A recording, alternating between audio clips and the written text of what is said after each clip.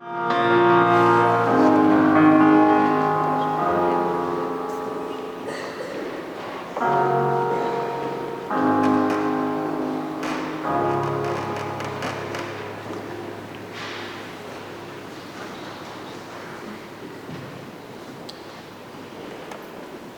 afternoon. My name is Father Bill Gurney. I'm the pastor here at St. Joseph's on Capitol Hill. And I want to welcome all of you today. I want to welcome you to this sacred place, this place that we believe is God's house. I know that so many of you are here today to pay tribute to a friend, to a colleague, to a family member, and that there is great grief and shock and sorrow at losing such a wonderful young man. I want all of you to feel that this is a place where you are always welcome. One of the things we try and do in the church is to leave the doors open as much as possible so that someone can come in here on a quiet afternoon or day and just meditate and think and ask some of the big questions that haunt all of us from time to time. As you may know, in the Catholic Church, a man that we have a tremendous amount of respect for, Pope John Paul II, who we now call St. John Paul II. He was a prolific philosopher and theologian and just a kind man. And he wrote a little tract called, in the Latin phrase, Veritatis Splendor, which means the splendor of truth. And I chose that because Nicolaas was a man dedicated to the truth. Anyone who is involved in research, trying to find the answer to difficult questions, who sees suffering in other people and is compassionate towards them. St. John Paul II wrote about the search for truth. And he said this about human existence: no one can escape from the fundamental questions. What must I do? How do I distinguish good from evil? The answer is only possible thanks to the splendor of the truth, which shines forth deep within the human spirit. As the psalmist bears witness, there are many who say, "Oh, that we might see some good. Let the light of your face shine on us, O Lord." The idea that God is in heaven, that he cares about us, that he looks down upon us. And you know in your own life, if you think about Nicolaas and the times in his life that you looked at him and he just smiled. And you returned that with a look of affection and care and love. That's truth. That's absolute truth, and we know it in our gut, and no one has to teach it to us. That's what he had to offer to you today. And so in the Christian tradition, we believe that's what God wants from us. As a matter of fact, you literally have to run away from him to not be with him. He loves us so much and will pull us that way. I know you've come together to remember, to think about, to cherish. It's important when you take these moments where you impress upon your memory the goodness that you saw, the things that you want to remember. Isn't that one of the saddest things in life, is when we lose our memories, when we lose the things that we cherish the most. And so you've come here today to do that. I'm so glad and so honored that you did. It's no surprise that such a large number of friends and loved ones from so many walks of life have come together today. Nick did not lack people who loved him. I'm Riley Temple, and I'm one of those people. I met Nicolaas, and we became fast friends immediately. We met through adjacent towns, and we would get together over coffee almost weekly, sit and talk about everything and nothing, the great things, the small things, science, literature, faith, and we wound up wherever the paths took us. Nick was someone I admired for his capacious mind. And today we'll be hearing many stories about his remarkable life from people that come from all around the world. People who met them in the most varied stages and places. His global community, as Angela loves to say. We're here to celebrate a man who loved life. He loved his beautiful wife, Angela, and their joyous son, Yanni. He loved his parents, Penny and Yanni, his sister, Hermine, his brother-in-law, Carl, and their beautiful children, and his brother-in-law, Michael. He loved his aunts and uncles, and his many cousins. He loved his friends and co-workers, and the people he met throughout his community. He loved his faith as much as he loved science.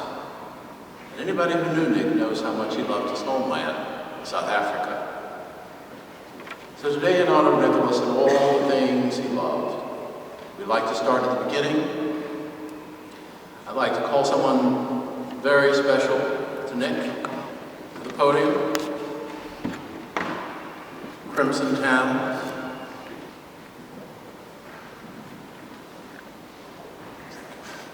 Good afternoon.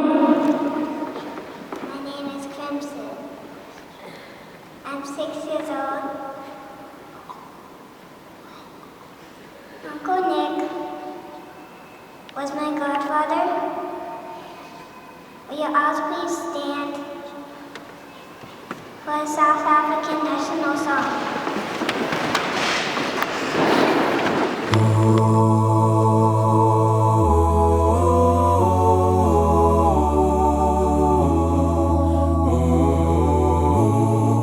Così si keleli Afrika malupagani su pondo lwayo izwa imitanda zoyetu Così si kelela tina lusapo lwayo Murena buluka se chabasa Yesu Ufedi se dintwa le matwenye Use buluke Si buluke si chabasa Yesu si chabasa South Africa South Africa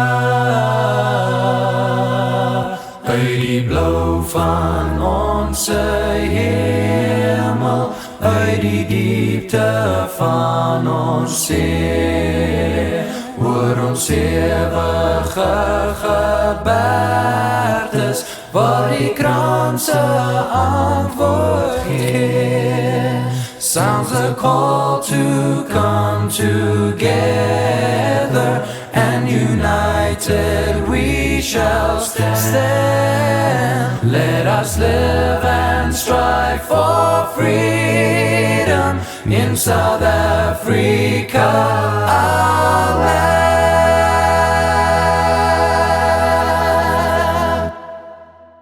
Please be seated. Thank you, Crimson. Crimson is Jason Towns' daughter. Jason and Nick were fast friends. Crimson says that the thing she will miss most about Nick is when he used to talk to her about fish, birds, all kinds of animals, and earrings. As most of you know, Nick was laid to rest in Paarl, South Africa 2 weeks ago on his cousin Flip's farm. It was one of his favorite places on the planet, and it gives us comfort to know that he is now near the Western Cape Mountains he used to love to hike in flip-flops. Well, that is when he didn't hike them barefoot. As a child, Nick was fun-loving and adventurous, and some of his stories from his youth didn't change too much as he got older and became an adult. Most of us have heard them. He was part Tarzan, part Mowgli, and all about the outside, climbing trees, planting, fishing, you name it. His cousin Nicky is just one of the many cousins in a long line of family members who always admired me. Nicky, thank you for being here. Hi everyone. It's an honor to be representing our family here today. My cousin Nick was one of the most intelligent people I've ever met. He had an ability where he could talk to anybody about anything, no matter the topic, and he always had such interesting information to share. I looked up to him personally and professionally. I remember thinking how amazing it was that he got the opportunity to come and study here in the United States. And when I got the same opportunity years later, he was extremely supportive, and I knew that if I ever needed him for anything, he would be there in a heartbeat. Nick was such a special person in our family and was dearly loved. He will be greatly missed by all. Now I'd like to introduce to you a very special person who is very dear to me, his sister Hermine, who is in England. She has recorded a message to share with all of us. Thank you. Hi there everyone, my name is Hermine Craven, I'm Nick's sister. Angela asked if I would say a few words about Nick's childhood, so here goes. Nick was born on a very stormy night to proud new parents Jannie and Penny Fourie. This was in South Africa, Somerset West, in 1980. The first few years of his life was spent in Fraserburg, which was a tiny little country village in the Karoo, but most of our childhood was spent at Boerlandhout in Kuilsriver, which was the woodyard where our dad worked and we lived on the premises. It was a bit of a rundown old farmhouse, but the garden to us felt absolutely massive, and it ended up being a bit of an oasis for our whole family. Together with our cousins Sean and Adi, we spent school holidays collecting snails from my grandma's garden and importing it into our garden, doing snail races. We would trade sweets, we would dig holes, climb trees, build dens, make fire, swim, generally just get ourselves covered in mud. We would drive our grandma Oma Patat absolutely crazy with all our mischief, but she and us loved every single minute of it. Now, as you know, Nick was always loving to learn about new things. When he was 5, the thing he asked us for a birthday present was a rubber tree. Now, I don't know any other 5-year-old that knows that there is such a thing as a species of rubber tree, but that is what Nick wanted. He saw a library book when he was 9 about chickens and decided that my dad was going to build him a chicken coop, and next thing he knew, we had a very successful chicken farm in the backyard. Another library book led to a fish pond in the garden, and that eventually got upgraded to a tropical fish tank. And eventually Nick was doing research in his bedroom on the breeding habits of Siamese fighting fish. Now, you might not all know this, but Nick was very dyslexic and he was also colorblind. Nick spent his entire childhood thinking that we had brown sofas when in fact they were green. He had the worst rhythm in the world and he couldn't spell to save his life. But these quirks were very endearing and they made Nick human. Now, Nick had an innate sense of fairness and of kindness from the very beginning. To me, he was the embodiment of the African philosophy known as Ubuntu. Now, it's often translated as humanity, but if you directly translate it, it means I am because we are. It basically means that we believe in a universal bond of sharing, of paying your blessings forward. And that's because we're all in this life together. We're not here on our own. Nick was really living the philosophy of Ubuntu. He was able to connect to people whether you were homeless or whether you were the queen. He treated you with respect, with gentleness, and with compassion. Of course, we all know Nick could be very steadfast in an argument and a debate, but the thing was he was very strong in his convictions and his beliefs, and he stood fast by them. He worked extremely hard at everything that he took on. He overcame so many hardships in his life, from living off of eggs and rice in the UK and then downgrading to just rice when he moved to the US. He was incredibly brave. He saved me when I cycled into the swimming pool when I was 4. He saved me out of the ocean when I got caught up in rip currents when I was 10. And the thing is, Nick wasn't brave because he was confident or self-assured. He was brave because he did the right thing in spite of himself and in spite of having doubts. Nick took any challenge by the horns, and he persevered until he succeeded. We all know he loved his rugby and the camaraderie that came with it.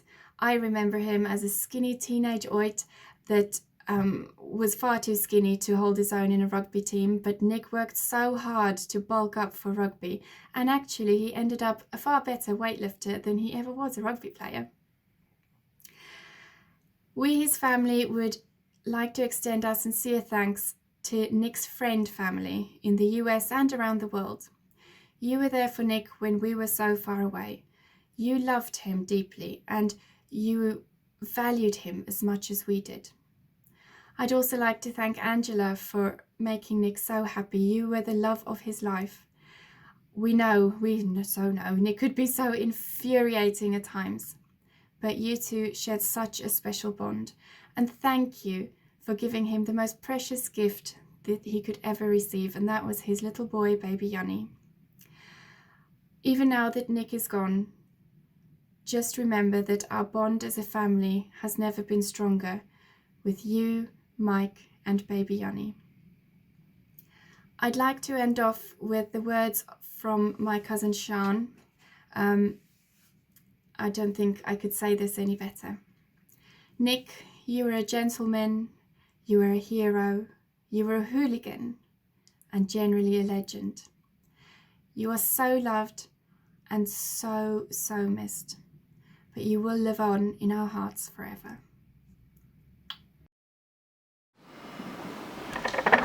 Something was going on in that household, huh? It was wonderful to me, or as you would say in Afrikaans, by donkey. Nick felt great pride for his language and his culture, his country. That pride was instilled in him early on. And as a boy, he attended the Rondebosch Boys High School in Cape Town, RBHS as it is known. It's one of South Africa's oldest and most prestigious high schools, steeped in tradition, but remains to this day a place that is progressive in its approach, its pedagogy. RBHS represents excellence, a word fitting Nick. One of his best mates from high school was Richard Connock. Nick was the best man at his wedding. Hello, for those of you that don't know me, my name is Richard. I first met Nick when I was about 16. We joined the boarding school at Rondebosch together. We were assigned dorms opposite each other. We weren't the best of friends at first, but I soon realized that Nick was somebody very special. There's so many stories I could tell you about Nick, but here are just a few memories that sprang to mind today. Throughout school, we were assigned dorms either opposite each other or next to each other. And during prep time, Nick would hang out the window and speak to me for hours on end about Alexander Solzhenitsyn or Machiavelli or the bone structure of some strange monkey he was skeletonizing for a museum. Once I couldn't absorb anymore, I would go to bed, leaving most of my homework unfinished. Nick would carry on working. Late into the night, he made sure all his homework was finished and prepared for the next day's classes. After school, Nick and I lost contact for a while. I headed to London on a gap year, and after about a month in London, I bumped into Nick. We were both running out of money fast. Nick was down to his last £160 with no job and a bed in the backpackers. What Nick did with his last £160 was typical of Nick. He spent £120 on a suit, £30 on a monthly travel pass, and allowed himself £10 for food for the rest of the month. He didn't allow himself any money for accommodation or anything else. Nick went to speak to the manager of the backpackers, managed to convince him to allow him to stay for the rest of the month and to pay at the end of the month. The very next morning, Nick put on his £120 suit and went to the Savoy and managed to talk his way into a job as a bellboy. The first 2 or 3 weeks were really tough. Nick was surviving on a diet of egg, potato, and syrup mixed together. He said it contained all the body requires for survival. After 2 weeks, he started training as a silver service waiter at the Savoy and eventually found his way into the kitchen. At least then he didn't have to survive on £1 or £2 a week. As soon as he had £20 to his name, Nick immediately started helping people less fortunate than himself. He was always visiting somebody on a street corner or buying somebody a birthday gift, and he was making friends wherever he went. Nick had the most magnetic personality. He made friends wherever he went in the world, and once he'd made those friends, he always made an effort to keep in contact with them. Nick was the most intelligent, resourceful, kind, and generous person I know. He was my best friend. Angela and Yanni, I hope that I can be as good a friend to you as Nick was to me. He told some funny stories. Everyone seems to have a fun or funny story about Nick. And those who knew him in school perhaps even more so. But the thing is, Nick was in school practically all of his life. So that's a whole lot of stories. After RBHS, Nick attended the University of Cape Town. There he got both an undergraduate and graduate degree, his first graduate degree, actually, in archaeology. What was so unique about Nick was that even as he became a serious multidisciplinarian scientist, he never stopped making others laugh. He never stopped bringing the fun. Dr. Rebecca Ackerman was Nick's honors and master's advisor at the University of Cape Town. She recorded this video for all of us here today.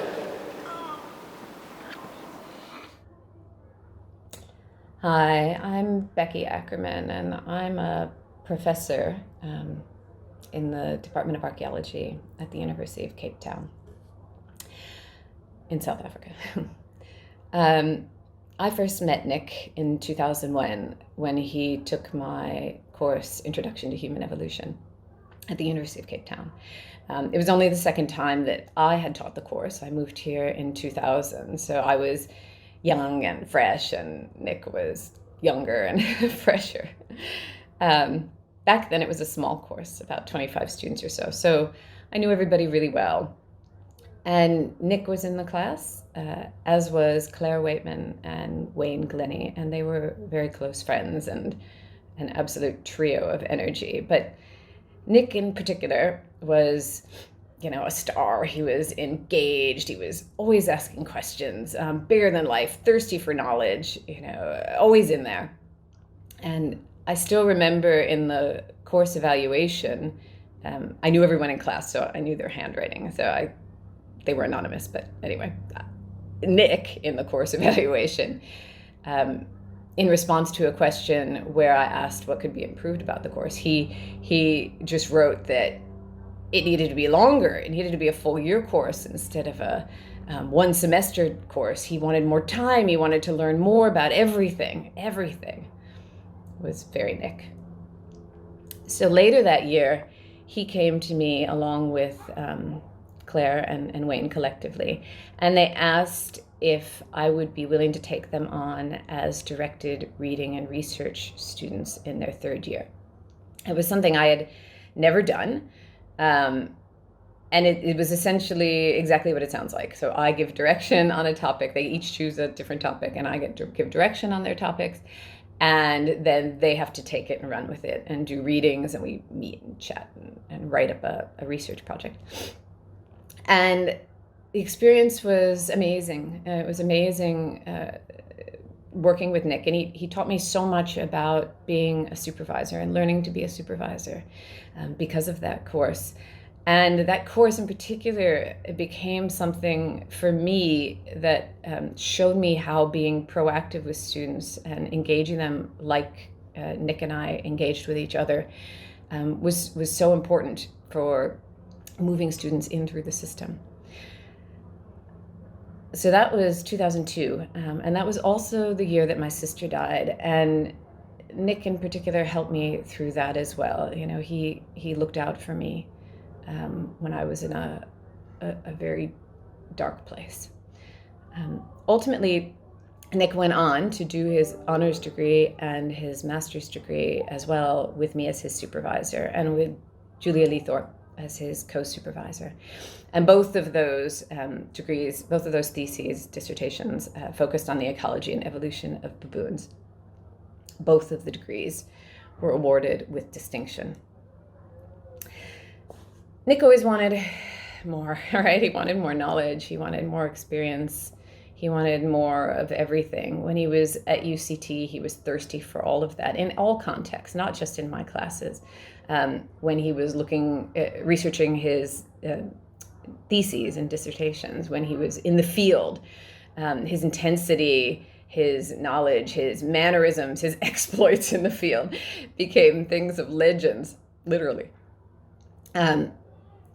Nick was also an incredibly kind soul. He was always there to lend a hand. I made some bizarre requests of him over the years, including asking him to skeletonize baboons, which he promptly did by burying them in his parents' garden. But I know he helped many people, many others at UCT, in the field, in whatever work they needed done, students and academics alike.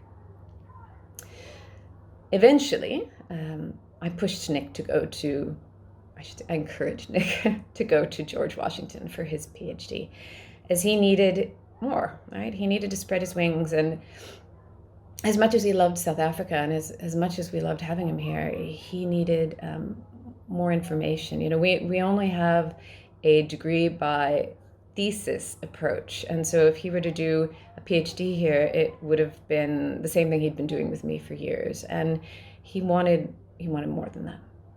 I remember meeting with Bernard Wood in 2006 at a conference that was here in South Africa, and I took Nick and Riashna as well to that conference, in particular so Nick could meet Bernard. And when I met with Bernard, I remember telling him that they would love having Nick as a student. They would absolutely love him. He was everything, and he was truly the best of South Africa. And I really believe that. Now more than ever, you know, Nick was way ahead of his time in many respects, but I think in particular he was ahead of his time in his understanding of people and personal relationships and the importance of transformation in particular.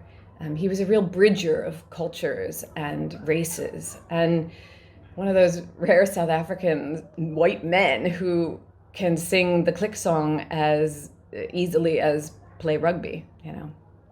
I know he always wanted to come back home, and we would have been really lucky to have him. So, one final story, slightly personal story. When I was pregnant, I learned that I was having a boy, and I was quite distressed about it because, you know, I'm not a boy. I didn't know how to raise a boy. I didn't know what that would entail. I didn't know how to raise a South African, a white South African man in particular. You know, South Africa has a very specific history, and it's not a context that I grew up in. But it was Riashna who pointed out to me that, you know, that boy could turn out like Nick. And I thought, yeah, you know what?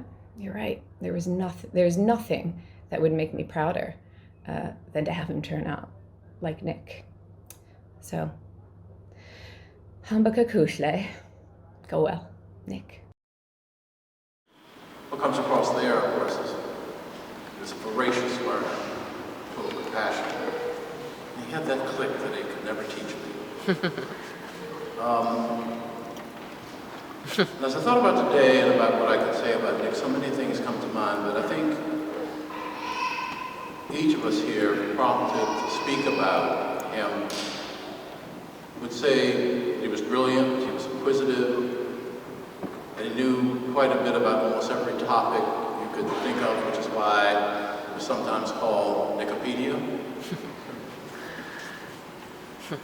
But I think what was unique and defining about Nick was how diverse his interests were. He was really a force to be reckoned with. He loved trees, birds, he loved the outdoors, he loved rugby, he loved academia, he loved tradition, and he loved opera. This might be a surprise to some of you, but it's true. Nick didn't use opera just to impress Angela. When he took her to see the Nozze di Figaro, the marriage of Figaro, on their first date, he actually really enjoyed the art form. To honor that, we'd like to play him a song. Please enjoy this performance by Laura London, who Nick knew from the Balanced Gem. She will be playing Vocalese by Rachmaninoff. Rachmaninoff dedicated this piece to one of his favorite opera singers, and it was also on Nick's playlist.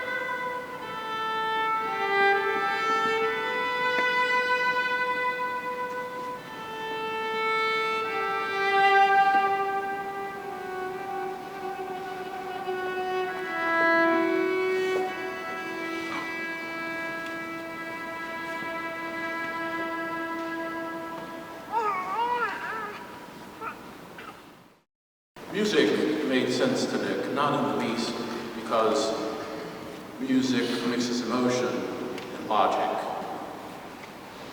The sounds of a song can hit us right in the heart and move us to tears. This just did. But the notes of the songs are methodical, specific, precise, even calculated. It's also why I think Nick was drawn to science. Nick was a lover of life and just as passionate about how science could explain it. The science of life, more specifically, paleoecology, primatology, stress physiology, and biomechanical translational research focused on biomolecular mechanisms and functional disorders, with a special interest in the microbiome. Say that 3 times. Nick's academic career shone brighter than many of us ever knew. Because even though he had an exceptional mind and loved to study and learn and teach, he was humble, soulful, observant, and while most of us knew about his academic inclinations, he didn't tell many of us that he was a successfully published researcher in prestigious journals covering gastroenterology, zoology, genomics, and molecular pathology, among other highly specialized fields. Nick received his PhD in hominid paleobiology from the George Washington University. Dr. Bernard Wood is University Professor of Human Origins at GW, and Nick knew well. Dr. Wood.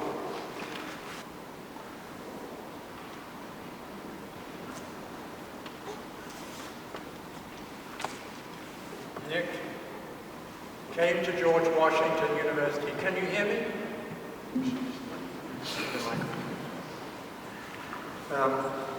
He came to George Washington University in the fall of 2006, and I have his admissions letter here. He defended his thesis on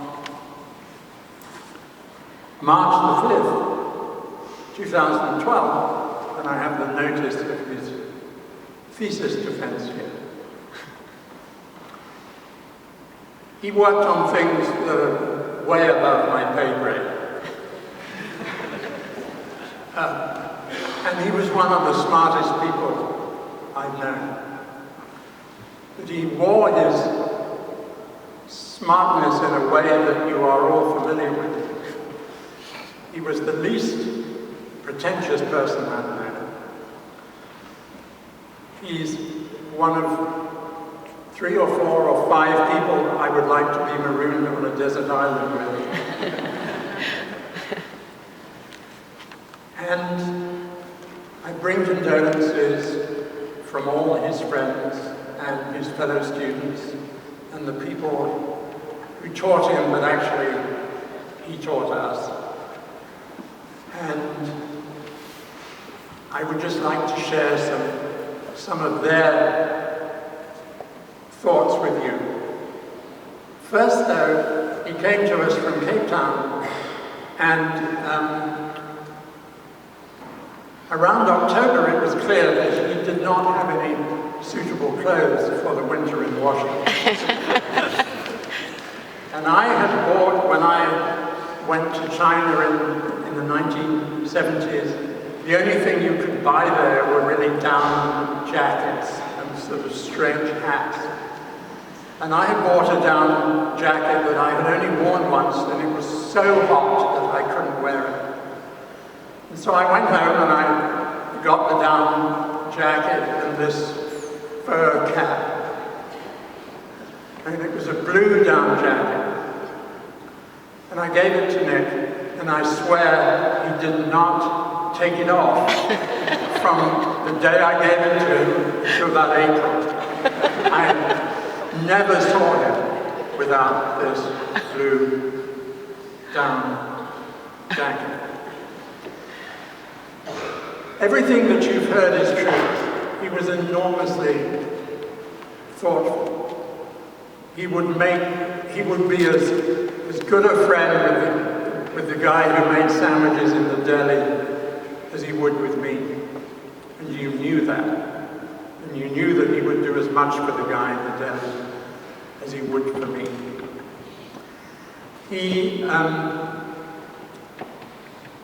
One of his fellow students said, "I have never met anybody who's eaten more than Nick." She also commented that he was really a not terribly discriminating eater either, and that he would eat almost anything. Another one said that he was either smiling, or laughing, or thinking, or talking. Those were the places on the dial. And there was a wonderful picture when we came in of Nick thinking. And that was what he did a lot. He was extremely calm. He would have made a very good surgeon. He was extremely calm. And he was very grounded. It's not a word I like, but it actually works for me. He was very grounded. If you think of individuals like a pyramid, most of us spend our time trying to balance on the tip, and not very successfully. Nick knew which way up the pyramid should be. He was extremely steadfast and sound, and you knew that you could lean on him. He was enormously influential in the graduate program. He was a good person. He was a good man. If you were to make a man, he was also damn handsome as well. If you were to order a man, you would not be disappointed if he came up.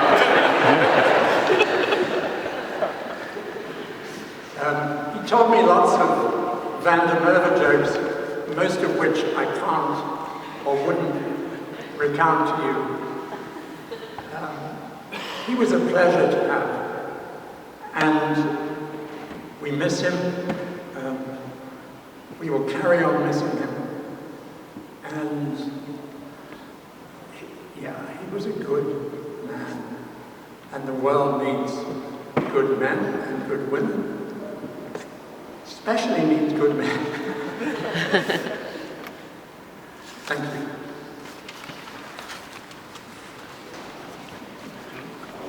Thank you, Dr. Wood.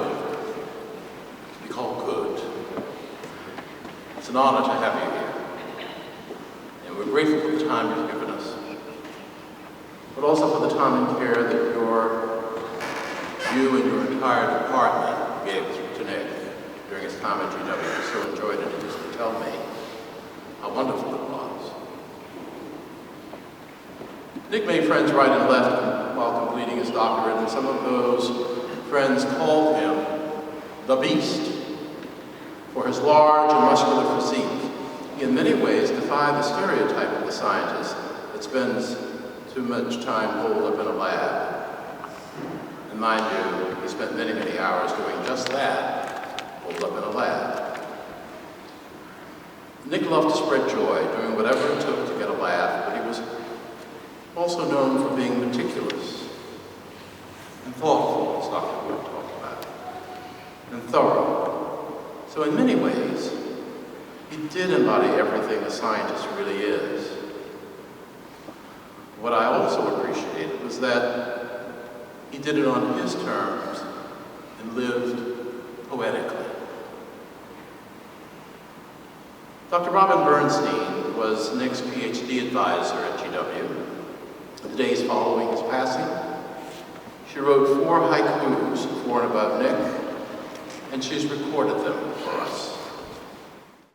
Hi, I'm Robin. I was Nick's PhD advisor, and this is my daughter Sylvia, who I was pregnant with when Nick came to the U.S. In 2006, and Sylvia's here to help me read a few haikus about Nick. So hope you enjoy. Miss you, Nick.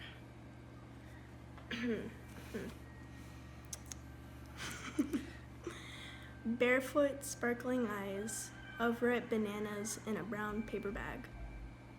Tracking wild baboons, wadded duct tape arrowheads, fearless and tireless. A laugh all his own, sweating rugby gear in the biosafety hood. Weatherproof and sure, homing beacon in the fog, strong and old of soul. Thanks to Robin and our daughter Sylvia for those words. Strong and old of soul. That was the Nick we all knew, that's the Nick we are celebrating today, and that's the Nick that will stay with us. I'd like to welcome opera singer Eduardo Castro to the podium. He will help immortalize that feeling with a song and a prayer for Nick. Some Schubert.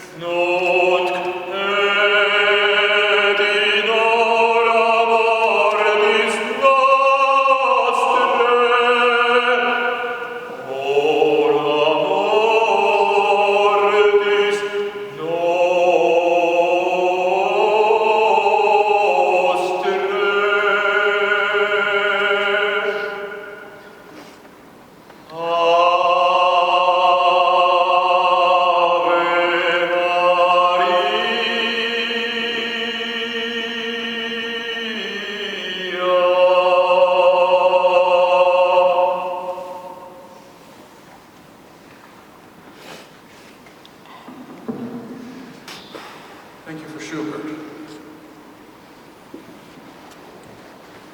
After Nick completed his doctorate, he joined the NIH's National Institute of Nursing Research, NINR. There, Nick, or Dr. Fourie, was a founding inventor on 2 patents in their digestive disorders unit.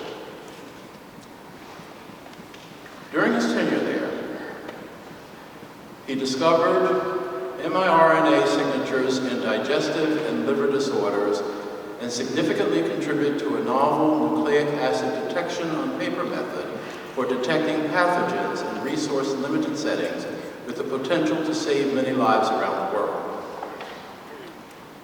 Nick was not even 35. Dr. Dang Wang, fellow researcher, shared an office with Nick, with Dr. Fourie. And more than colleagues, they became good friends. Many of you here have never met her, but many of you here had heard Nick speak of her. We're so happy she's agreed to say a few words about him. Dr. Dan. Good afternoon. I'm really grateful to have this opportunity to share with you a few of my memories of Nick. I first met Nick about almost 7 years ago when he came to NIH for his postdoc work. Trained as a paleobiologist and stress physiologist, he switched his field of research to molecular biology, focusing on molecular mechanisms in functional disorders such as IBS and pain. Those of us in science all know it takes guts to switch fields after PhD, but Nick was fearless. He had an insatiable desire for knowledge and was never afraid to try new things. He constantly amazed me by how fast he could master new skills in the lab. I still remember the day when he loaded his DNA sequencing chip with almost perfect density, a task that few molecular biologists could achieve. His joy was so contagious that both of us walked from the lab to our office in another building with big smiles pasted on our faces and finished a bag of candy like there's no tomorrow. Moments like that reminded me daily of what was good about science and made my job much more enjoyable. Nick's multidisciplinary experience in science made him a very critical thinker and a very skillful problem solver. He was capable of taking on a wide range of very demanding projects, from characterizing microbiome in GI tract to understanding genome scale data through phylogenetic approach. Nick was extremely intelligent and kind. He had the special ability to make everybody around him feel better and really enjoyed sharing his knowledge with friends and colleagues.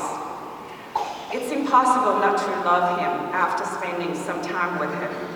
He was much younger than me, but taught me so much, from archaeology, history, politics, culture, to his beloved South Africa.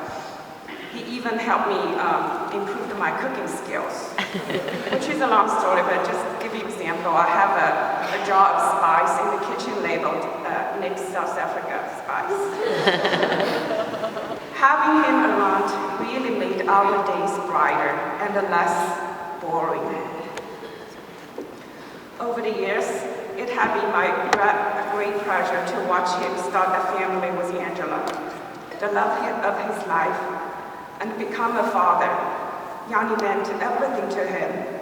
I was very fortunate to have witnessed so many of their life's precious moments. 2 weeks after Yanni was born, I asked him if he and Angela got much sleep. He texted me back, "We are so tired, but so very happy. Even when we have time to sleep, we just stay awake looking at him. It still feels unreal." So I just sat there and smiled at my phone. 6 weeks have passed since Nick's unexpected early departure. I still don't know how to express my pain and anger with words. I just hope the memories of Nick will remind us to live wholeheartedly, just like he did. Thank you, Nick. Rest well. You will be dearly missed. Thank you all.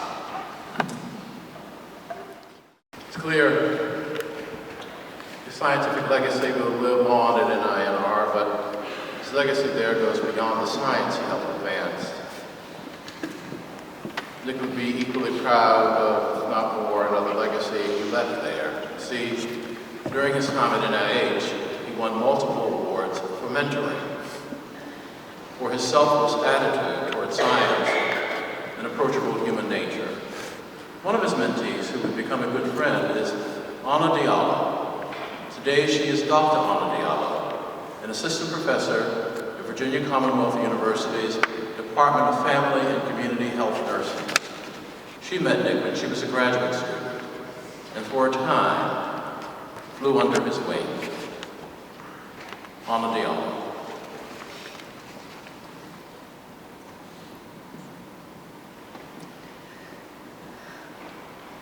Hello. I had the great pleasure of meeting Nick not too long ago, but there was a specific event that made Nick and I grow stronger as friends. In September 2016, after talking about dissertation and whether or not I would survive, he met my mother, and he stopped everything, ignored me, and went to her without even me introducing them, but he recognized her. Went toward her, bent his knees,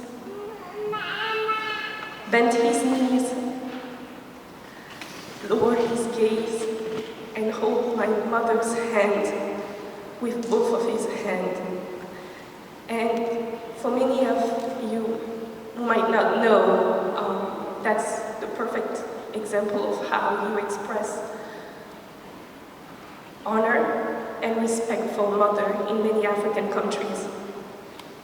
And my mom got shivers and started crying, and we looked at her very surprised, and she said, "Your light, Nick, is so bright that my heart couldn't contain it."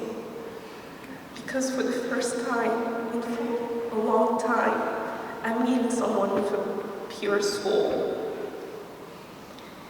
And we all cried together. People were looking at us, not understanding what was going on, after seeing a handsome white man kneeling in front of a black woman. And after trying to converse, my mom in Spanish and French and my dear Nick in English, she looked at me and said, "Make sure he knows that my heart is at peace, because now I know my daughter has finally found the big brother she always dreamed about." And she said, "Tell him to take care of you." He looked at her and said, "No worry, Mama. You already did the hardest job, which was to make her a wonderful human being." I couldn't sleep that day. Nick, for me, was a perfect human being. And for those people who knew me, whatever was happening, I always called Nick. Nick, since then, really was truthful to his word and made sure that I was all right, made sure that I was happy. He was there when I was practicing for my thesis defense. He was there when I was practicing for my interviews. He was there at every single step of the way. Nick was there. And I was always honored when he was calling me. And I was lucky to have a husband who never felt jealous. And I stopped everything because to me, he was just this intelligent, know-it-all man who thought of me, little Anna, to ask me questions. So I made sure that I studied. I went and reviewed everything about breastfeeding because I doubted myself, even though that was my area of expertise. But I wanted to make sure that I was giving both Angela and Nick all the knowledge that I could because I wanted him to be proud of me. Nick was special to all of us. So today, I want to take this opportunity to make sure that in our own way, we keep his light shining. He's still teaching me how to be a better person, how to be the best version of myself, and to be happy because that's all what matters to him.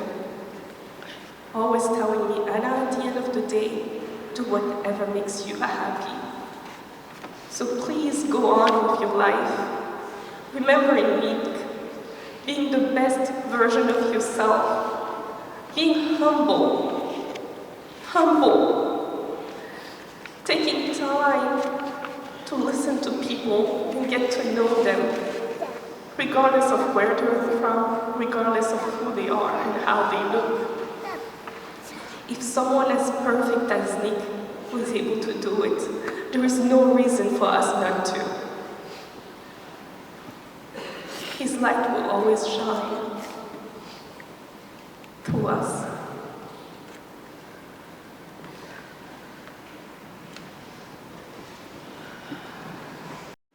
Spencer Parker is a close friend of Nick and his wife Angela. Angela's known him since they were 13. Spencer officiated at Angela and Nick's legal nuptials in the U.S. He will perform an adaptation, an arrangement of Isaac Newton's Amazing Grace. I would say much more of a sing-along than a performance. So if you guys look in your program, the lyrics are there. And if everybody could please rise. I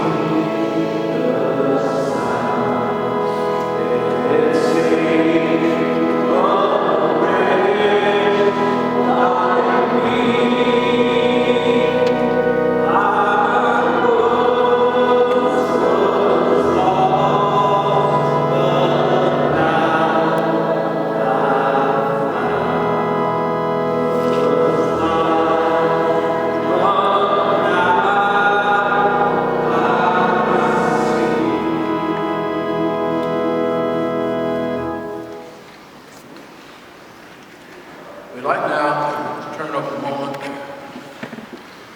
Nick's old-time favorite, 2010. Nicolaas began dating a woman who became Mrs. Fourie. Theirs was a story, as they say, written in the stars. Before they ever went on that operatic first date, some of their mutual friends declared without a doubt that they were 100% meant for one another. And it turns out that they were right. Not long after they began dating, Nick proposed. Friends and family who lived across multiple time zones were awakened by an ecstatic Nick who rang my phones in the middle of all kinds of nights to share the news. He will tell them that it was the happiest moment of his life. But not one to rest on his laurels, Nick would have one more of those happiest moments of his life to follow. Like his loving wedding to Angela in South Africa. And then the biggest moment of them all, the birth of their son, Yanni. Of all Nick's legacies, Yanni is perhaps the most miraculous. We're fortunate that Nick lives on in his son, and we are certain that all of these stories we're hearing today will help Yanni understand how remarkable, how strong, how majestic, and how powerful was the tree from which he fell. A tree that, with Angela's, has formed a blessed new branch. Angela has asked Natalia Bakey to share a poem on her behalf. Natalia and her husband Daniel were close friends of Nick's, and for a while, they were roommates.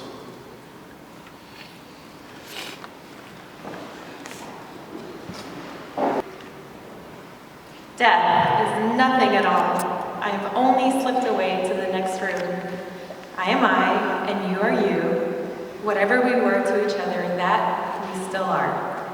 Call me by my old familiar name. Speak to me in the easy way which you always used. Put no difference into your tone. Wear no forced air of solemnity or sorrow. Laugh as we always laugh, at the little jokes we enjoy together. Play, smile, think of me, pray for me.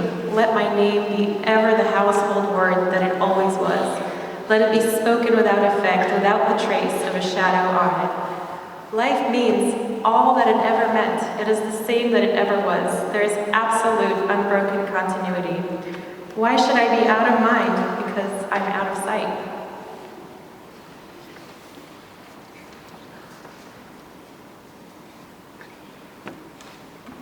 I am but waiting for you, for an interval, somewhere, very near, just around the corner. All is well.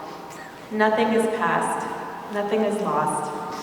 One brief moment and all will be as it was before, only better, infinitely happier, and forever we will all be one together with Christ.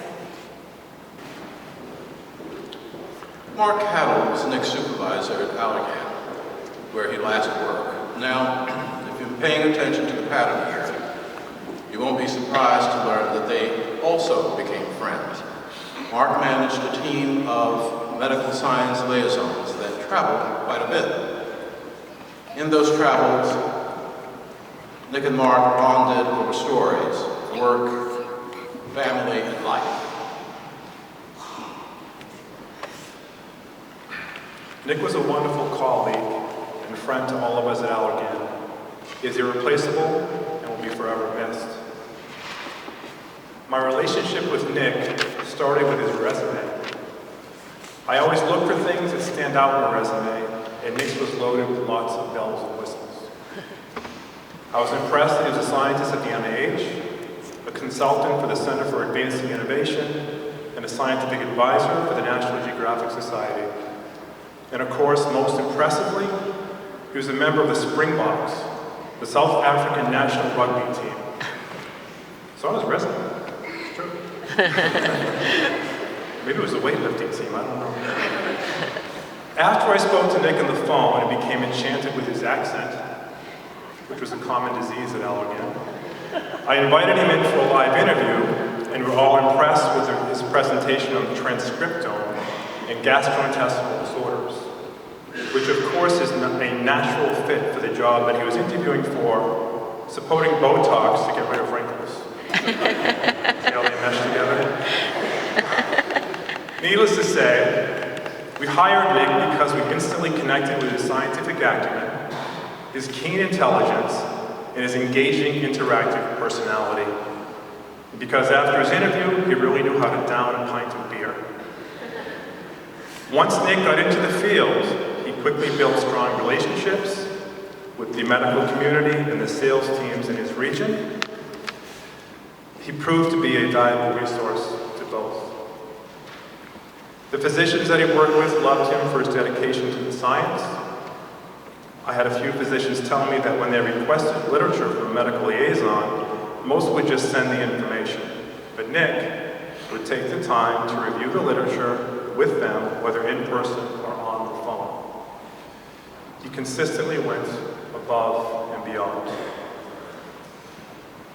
The DC sales manager told me that her reps would always call in whenever Nick was presenting on a conference call, because they always learned something and they just liked listening to his voice.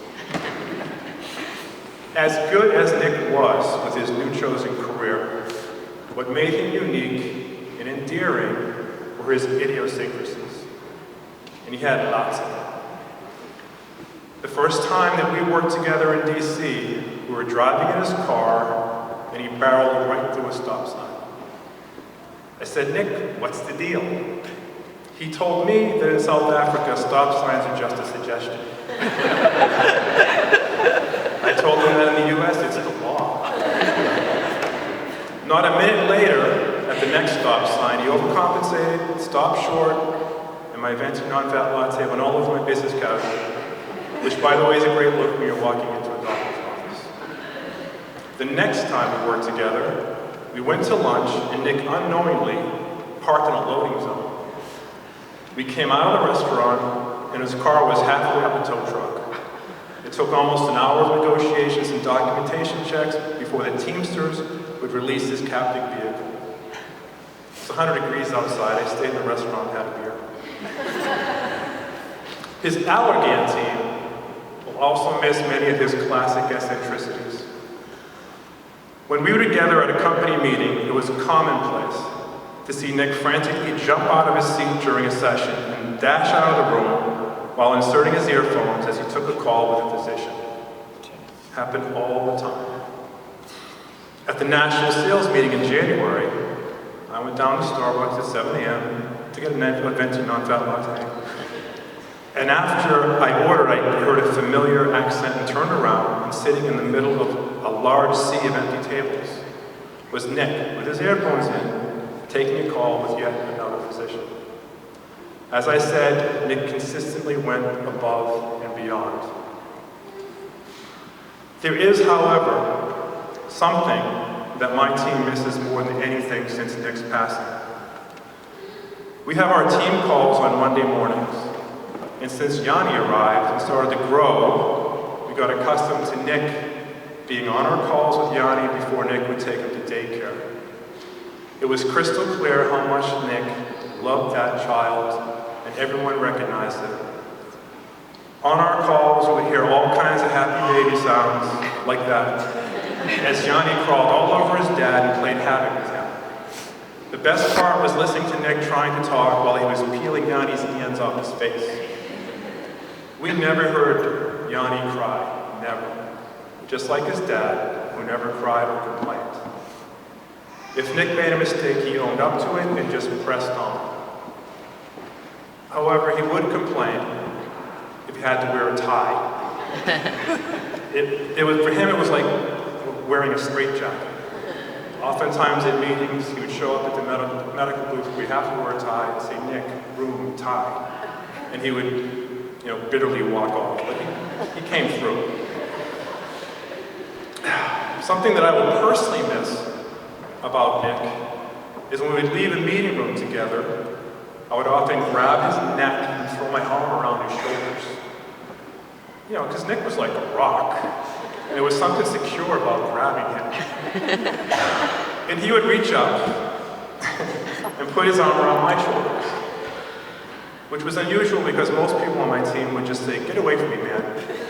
But Nick and I would walk chatting with arms around shoulders as we left the room together. I don't know, I always wanted to grab him. I also have to give blessings to Nick, because without him, I don't think that I would have met Kate, my fiance and love of my life. Our team was in Chicago for a meeting 2 years ago, and after a reception, I convinced a group of us to visit my favorite bar in the city, the Redhead Camel Bar. Seems like alcohol's figuring into a lot of this. While others in our party dropped out, Nick and I stayed at the bar. What a surprise. He loved the Redhead because it has an Al Capone speakeasy feel to it, and of course it has a piano too. Well, a group of women approached Nick and asked him to take a picture of them, because he was such a handsome guy. He told them he worked for Allergan and that the bald guy, sitting alone at the end of the table against the wall nursing his Diet Coke, was his boss. May not have been Diet Coke. Well, Kate, the tall blonde who I noticed instantly in this group of women, who does marketing for plastic surgeons and was very familiar with Allergan, came over to talk to me. We spoke for at least 5 hours and maybe more, and we have not stopped talking since. Thank you, Nick. With your help, I finally found one. I had a favorite nickname for Nick. It wasn't Tarzan, it was close. It was a lion tamer. Originally it was because he was from South Africa, and it just seemed to fit. But I realize now it was a name that fit him in other ways too. He had this amazing capacity to work well with difficult people, and he seamlessly interacted with anyone, no matter their race, color, or creed. Just as Anna eloquently said. He made lasting impressions on people, even if they only met him once. I probably should have called him the people tamer instead. I feel like Nick is still here with us, that I can reach out and throw my arm around his shoulders again, that this is a bad joke, and he will come walking into this church and be reunited with Angelo and Yanni, his family that he loves so dearly. I have voicemails of his that I'll never delete, a video of him that I'll cherish forever. Angie on our team said to me that you can't say one bad thing about Nick, and that's so true. Ask yourself when you pass away, will people say the same thing about you? Lastly, Nick and I had a tradition that we started when I came to work with him in DC. After our meetings, and I stress after our meetings, we would head over to the Willard Hotel, to the historic Round Robin Bar, and have one of their signature mint juleps. So I say to you all, the next time that you're in the vicinity of Willard, visit the Round Robin and order a mint julep and drink to the memory of the lion tamer. And feel privileged that you got to know this amazing person. Keep Angela and Yanni in your thoughts and prayers, and wish Nick forever peace as he rests surrounded by his favorite mountains in the land that he loved the most. All of us have funny Nick stories which we'll long share with one another, but there is one band of rascals that is particularly equipped to speak to Nick's effervescence. And there is no one better to do that than Mike Fabry, who was a longtime member of Nick's rugby group. So fair warning, everybody. I didn't do too well on my run through on this, so just bear with me, all right? Closer. Is that better? Yeah, I can do that. So amazing group of people here for Nick today, an amazing group of speakers. There's a rash of doctorates in the lineup, amazing people from science and academia. Well, I'm here as living proof that Nick can also relate to numbers.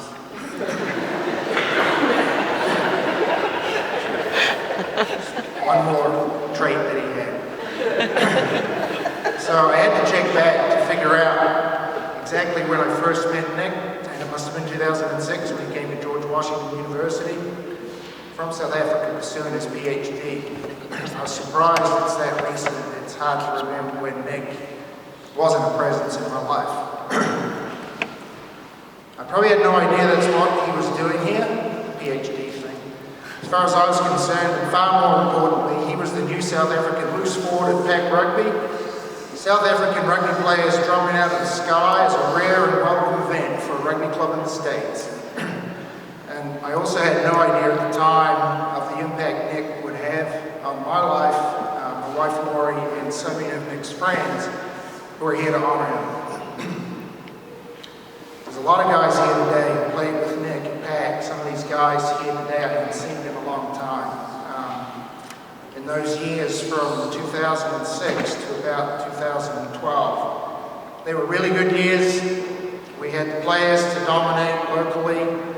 We knocked on the door, beating the best clubs in the country. Not quite, but close. And I remember those years as a rebirth of club spirit and togetherness off the field as well, something that Nick was a huge part of. Some of you may have read a great piece written by another of our teammates, Brett Gabba, after Nick died. Gabba did a bang-up job of capturing the essence of what I know rugby meant to Nick and to the rest of us. Here's a part of what he said. For years, Nick and many of us at PAC worked, played, traveled, and drank together. We won and we lost. The physical, financial, and time commitments are hard on your body and hard on your relationships, but it drives you closer to your teammates. And the good memories, staggeringly, outweigh the bad. I know Nick would agree with that, 100%. So Nick, as a player, would describe himself as just another donkey. Donkey being one of his favorite terms, usually referring to an unsung, hard-working player who seldom sees a lot of glory or daylight, but excels in the messy but essential close quarters work that a rugby team builds success upon. Nick met many of his closest friends through rugby. Heck, he met his wife through rugby, as did I, and just like for me, the game and the club and the instant friends he made gave him a stable column of support in a new country.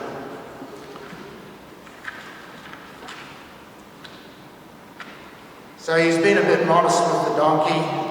The reality was he knew the game well. He ran great support lines. He knew where to get to on the field. He didn't shirk his donkey work. He never hesitated to throw himself into harm's way. Surprisingly fast, super strong. Took great advantage of his low center of gravity, we'll call it, and he seemed sort of indestructible. He was a fantastic teammate, always positive and supportive. We'll remember his weird propensity to sometimes practice in bare feet. We remember the snugness of his shorts, rivaling even Ben sometimes. His unbridled support for his mates from the sideline, and of course, we remember Nick's consistent post-match routine. He moved from tired to thoughtful, to animated, to loud and argumentative, to loud singing in Afrikaans, to louder, still with the Afrikaans, adding the foot stomping, to pass out. On and off the field, he never held back. We will really, really miss him. Beyond rugby, Fourie, Nick, and I developed a special bond. Fourie first met Nick when he was dumping her lap after being a passenger in a fatal car accident, not literally, near where we live in Fourie County. The Rugby Bush Telegraph went to work, foreign player in car accident, who's nearby? Fabes. That'll do. Oh, Fabes isn't there. Oh well, thanks Fourie, take care of him please. From that time on, Nick had a special place in Laurie's heart, and our little farm became a quiet haven for Nick, away from DC, where he could get a small taste of the open spaces and animal contact he loved. During those times, Nick was a consistent live-in house and animal sitter for us when we traveled. Sometimes alone, he would house sit, sometimes alone, sometimes with Bakey or AC. We don't really know what sort of circus those guys were running while we we were gone, and we'll probably never know. But every time we came back, something was missing, something was broken, or something odd had happened. There's a lot of stories. One classic had us pulling in from a weekend away as Nick was dragging 2 large bags of empty bottles over the recycling. Our tractor was sitting idle in one of the fields being eaten by a horse.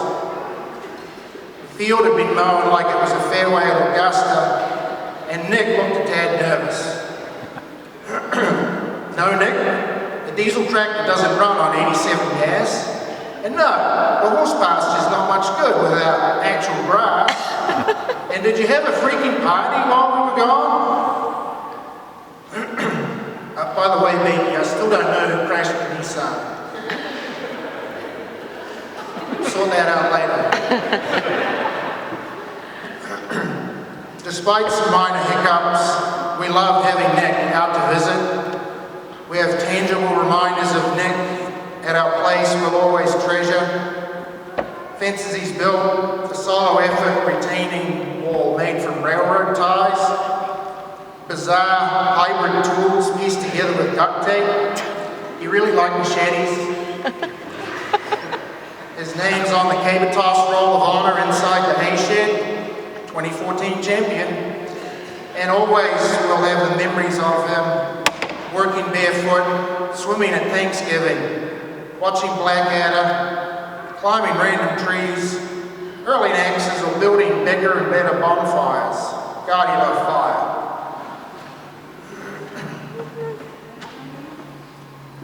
From listening to other speakers today and reading the many tributes to Nick on Facebook from a wide eclectic group of friends and family, it's remarkable how consistent the memories and experiences of Nick are. He was always genuine, never shallow or merely polite. He made people feel like they mattered, no matter who they were.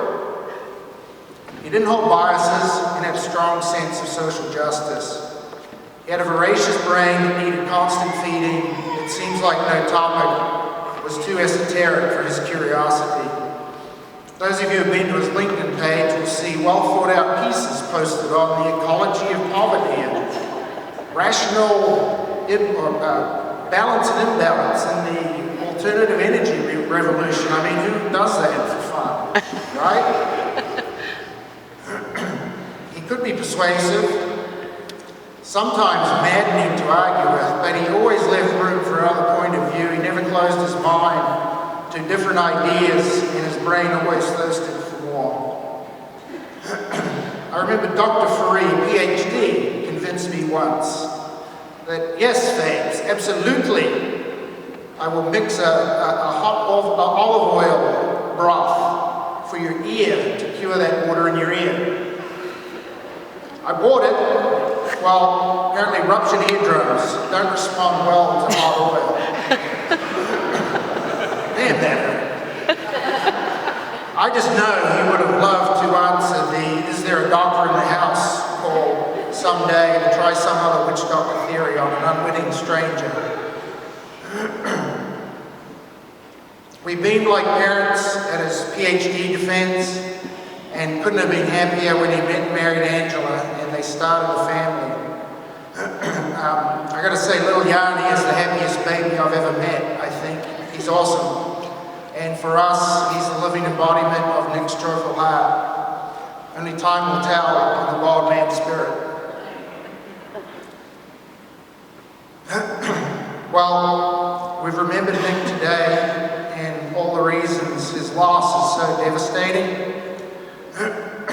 We'll miss the hungry brilliance of his mind, the boundless generosity of his spirit, and the loving nature of his heart. But it's important to remember not to merely grieve Nick's absence in our lives, but to celebrate his presence in them. And yeah, it was too soon, and it's heartbreaking. But I know Nick would want nothing more than for us to get on with it. He thought life was brilliant, and it would be another tragedy for any of us to squander our shot. We loved him in all the ways he impacted our lives. And while we will miss him, and mourn his loss will forever be changed and the better for having had him as long as we did. Goodbye for now, Nick. As Dan Beakey so aptly said, save us a seat at the table. Much has been said today, but also important are the many words that were not said. So we invite you to join us and share them at Solly's on 11th Street Northwest. We will be there for a few hours to toast the remarkable life of Nicolaas Fourie, Dr. Fourie, or Nick, who we will always miss, but who we are certain will live forever in us. Now please, let's pretend and imagine that Nick has come into this church and stands right there in that aisle and is taking a curtain call for a life well lived, and we will stand and give him a rousing standing ovation. Everybody.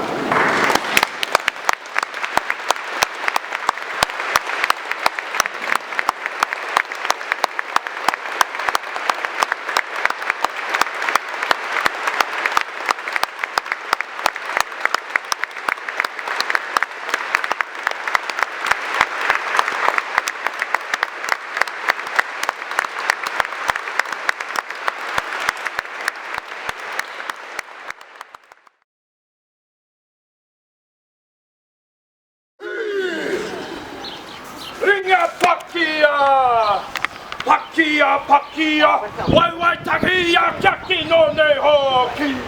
Oh, kaki no ne hoki.